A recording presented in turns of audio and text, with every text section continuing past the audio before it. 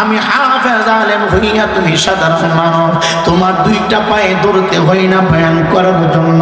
কেন দুইটা পায়ে বারবার ধরব? আমার আল্লাহ বলেছি আইয়ুহাল্লাযীনা আমানু কু আনফুসাকুম ওয়া আহলিকুম নারা। আল্লাহ বলে, হে চুনারগড় থানার অন্তর্গত আমার বান্দা তোমরা শুনো, হে আমার ইমানদার বান্দা তোমরা শুনো, নিজে জাহান্নামের আগুন থেকে বাঁচো, পাড়া প্রতিবেশী আওলাদদেরকে তোমরা জাহান্নামের আগুন থেকে বাঁচাও। আমার আল্লাহ বলেছে নিজে কষ্ট থেকে বাঁচার জন্য, আরেকজনকে কষ্ট থেকে বাঁচানোর জন্য। এই জামাতের ভিতরে যেই সমস্ত বাবারা, যেই সমস্ত যুবক ছেলেরা মহব্বত করে, আমি অদম গুনাহগারকে নরসুমদি থেকে সম্মান জানিয়ে এই কথা বলার মতো সুযোগ করে দিয়েছেন। সবাই আমার আপন, এই জন্য বাবা আয়াতে কারিমার দিকে খেয়াল করে আপনার পায়ে ধরতেছি। আসুন ভাই, এই জায়গার ভিতরে বসলে জিন্দেগীর গুনাহগুলো আমার আল্লাহ মাফ করে দিবে।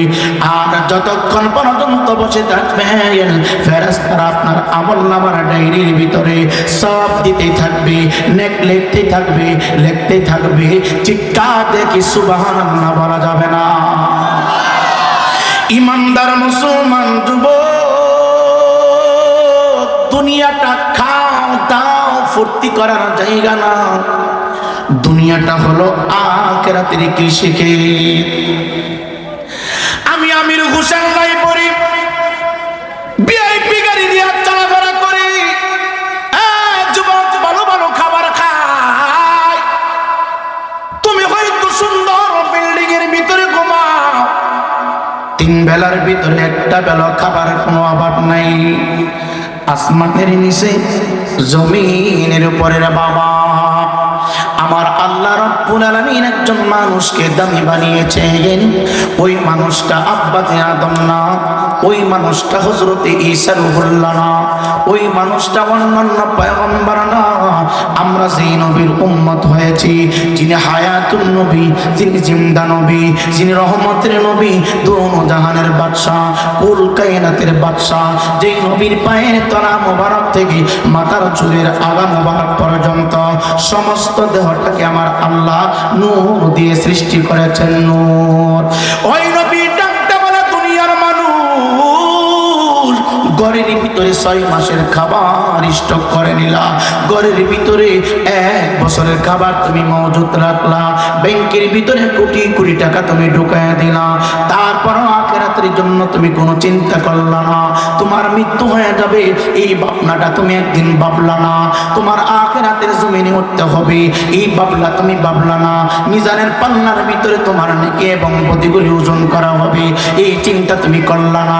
30,000 বছরের রাস্তা ফুলসিরাতের গা তোমাকে পার করতে হবে এই চিন্তা তুমি করলা না। শুধু দুনিয়া দুনিয়া দুনিয়া দুনিয়া নিয়ে ব্যস্ত হয়ে গেলা।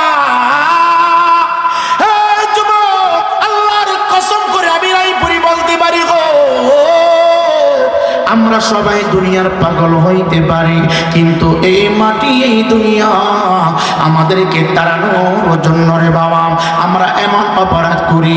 আমরা অনেক মানুষ সুদের ব্যবসা করি, আমরা ঘুষ খাই, আমরা বেনামাজি, আমরা জেনা করি, আমরা মিথ্যা কথা বলি, পরের হক নষ্ট করি, ওজনে কম দেই, দুধের ভিতরে পানি মিশ্রিত করি।